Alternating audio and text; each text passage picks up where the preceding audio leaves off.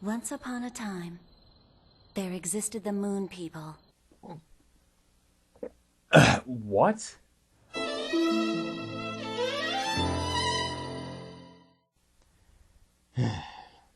Okay, before I start, there's something you guys gotta know.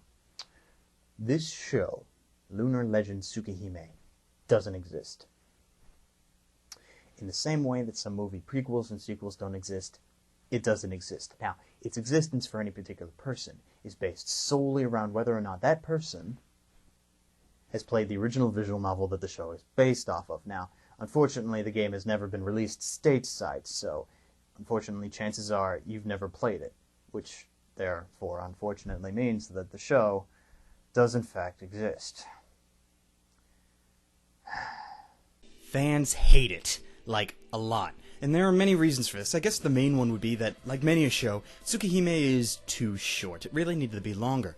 The original novel that the show was based off of has two main storylines, the near side of the moon and the far side of the moon, each with several different character arcs that the player character Shiki can interact with and have a romantic cutscene with.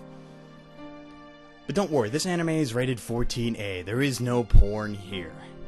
Although I can already hear the disappointed sighs of some people. Anyways, now each of these arcs, while they are completely different, have some similarities, but for the most part you can look at these like you would two different books. Near Side of the Moon is with the heroines Arquaid and CL, and it's basically about going around trying to find and kill a bad vampire that's been rampaging around their city, sucking people's blood.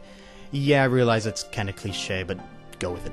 The second storyline, Far Side of the Moon, forgets about what's happening in the city and focuses more on Shiki's past, with its characters, his sister Akiha and their two maids, Hatsumi and Kohaku. The main kicker with this particular story arc is that a big chunk of it Shiki spends locked in his bedroom, slowly going insane. And it is wicked. Like, how often do you read something where the main character is going insane during the story, and you're inside his head? Just wicked. Needless to say that going insane is not something that's easy to bring over to the animated medium. Therefore, the anime mostly follows the first storyline, and by mostly I mean it tries and fails horribly. The show claims to be an adaptation of the entire visual novel, therefore they try to cram bits of the second arc into the first, and it doesn't work because that's like trying to slam two books together to make one book. It doesn't fucking work. When you try, you end up screwing yourself over at key points in the story because you're trying to appease both plots. Then realizing that your story makes absolutely no sense, you make things up to fill in the blanks, and... The Moon People. Yeah. I guess I should start talking about the actual plot now then, eh? Well, keep in mind that even though there is vampires in this show, and actually any anime with vampires in it, does not sparkle.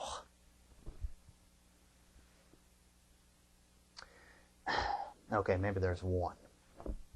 Anyways. The thing that you have to know about the story for the show is that it is slow,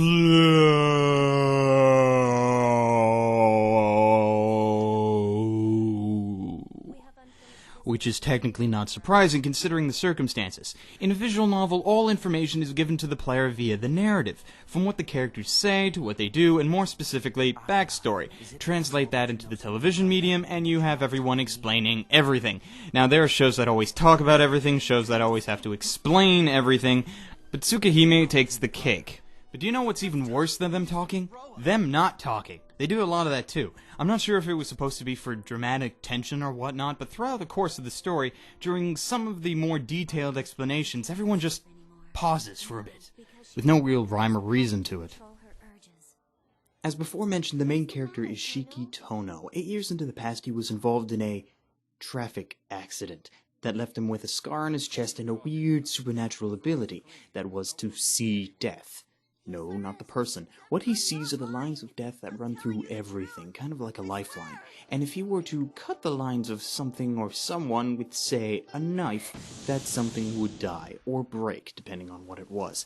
Now, at first, besides the fact that he can now see death, his life was pretty normal, until he started getting these massive headaches, because apparently seeing death for an extended period of time is not good for you and can slowly drive you insane. Thankfully, though, while he's still at the hospital, he comes into contact with a powerful sorceress who, upon learning about Shiki's new power, gives him a set of glasses that allow him to block the lines out of his vision, keeping him sane. However, after that, she's never mentioned again. But now back to the future. Because of the accident, Shiki's family had him kicked out of the house to live with his relatives for 8 years. What a nice family, eh? But now his father has kicked the bucket, and his only sister Akiha has invited him to return to live with her and her 2 maids.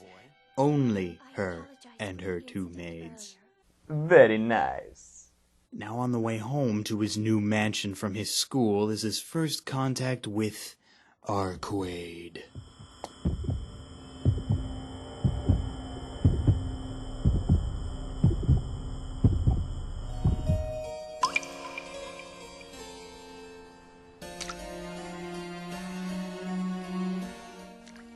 And he kills her. Well, ain't that the plot twist? Now, of course, she's not dead, because if you haven't figured it out by now, she's a vampire, and she just comes back to life. However, this is a fact that is not a very good thing for Mr. Killer Shiki there, especially when she shows up the next day perfectly alive and semi-pissed off, following which Shiki then proceeds to piss himself in fear and run away. After she corners him, though, instead of killing him, she instead recruits Shiki to help her track down a vampire that's been sucking people's blood, and they go off, and that's what they do. Now, at first, this sounds exactly like the original story, but they do it in their own way, and it's not always the best thing to do. The whole, I'm a good vampire, and I'm going to go off and kill bad vampires thing has been done, trodden over, spat upon, and reused over and over again so many times that it's not even funny. Now, the original visual novel did have that, but they had their own twists to it. Unfortunately, the show barely even alludes that those twists even existed. So, again, if you haven't played the original visual novel, you're screwed and are left to fill in the blanks on your own. But yeah, have fun with that. Now, there's only a couple of things left to talk about. The first being the animation, which was done by J.C. Staff, I think. Now, the art itself is very good. It is visually pleasing, but it's the animation that didn't quite sit well with me. It's like whoever was in charge of the in-between frames got incredibly lazy because there isn't a lot of movement in this show. Just a lot of stiff people with moving mouths. Hi. And it just didn't look very good. The laziness also explains the incredible lack of extremely awesome fight scenes that should exist, but don't. And, well, that's just plain disappointing. Sub versus dub. Sub. Which I didn't think I was going to end up saying because Bang Zoom did this one. And they're known for doing really good dubs. But, like, the characters just didn't feel alive to me. They felt more like cardboard cutouts than anything. And I don't want to blame it on the actors because it was a really good cast. Like, who did we have? We had Michelle Ruff, Steve Stately, Carrie Savage, Julianne Taylor, Wendy Lee. Like, you couldn't ask for a much better cast than this, but still, I just didn't enjoy it. Sorry, guys. I tried. I will say one thing about the audio, though. The music was a freaking godsend. 'Twas the bright light at the end of the dark tunnel. The entire score is filled with very good orchestrations rather than J-pop or anything, and it really worked with the mood and tone of the show, especially the opening sequence, even though the animation of said sequence reflected the rest of the show, i.e., not very good. Now, bottom line, between saying buy it, rent it, or screw it, I'm really going to have to say screw it. Rent it only if you think it's something you might enjoy, but I really don't see any reason for anyone to go out and buy this. You'd be much better off trying to go out and find the original visual novel, an impossible task as that may be, but you would be much better off. Like, I can't think of a single television show, anime or otherwise, that has screwed vampires up this badly. Oh, right. Helsing. Forgot about you. Crap.